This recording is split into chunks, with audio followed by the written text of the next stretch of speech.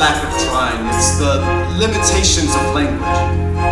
Like handing a photograph to the blind, running your fingertips over the exposure and then trying to describe the sight of an orange moon over the Miami skyline, or humming for the deaf a symphony written on butterflies' wings. See, I find it's more difficult to paint you a portrait in ink than to grab a handful of water, but love, know this, I would stand between you and the ocean, letting the waves come crashing down on my back, beating my body away from the shores of life itself and allow the tides to rise and wash away you, my one perfect grain of sand.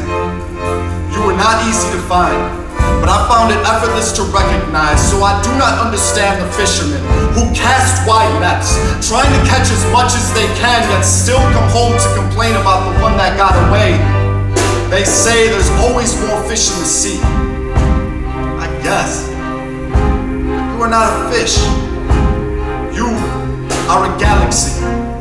And I will use my hands to explore your infinity. Lighting the fires of intimacy, I will study your history like ancient civilizations, because you are a hieroglyphic, a tattoo written under my skin, a memory from a past life. You are a prayer from the lips of God, spoken to remind us of the importance of every second. So now I write about the time we spent together, trying to link a series of moments like a game of connect the dots, hoping that when you step back, you'll see the bigger picture like a Georges Seurat. After all, what do I look like as a craftsman, not presenting you with a labor of love, or you, a carpenter's wife, with nothing made by her husband? So this, my dear, is a cherry wood dresser, mahogany brown closet doors that when opened expose my heart. This is a soliloquy, written in silence, performed with humility during our next argument.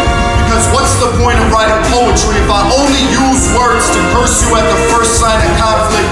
You deserve better, so I will be better.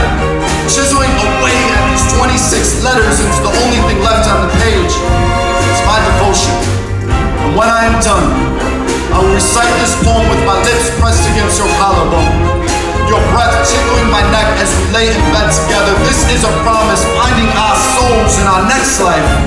I will find you again, a raindrop in the ocean, a grain of sand in the desert. Our names were written in the fire long before language danced on the tongues of human existence. And I will fight the wind himself to preserve the ashes.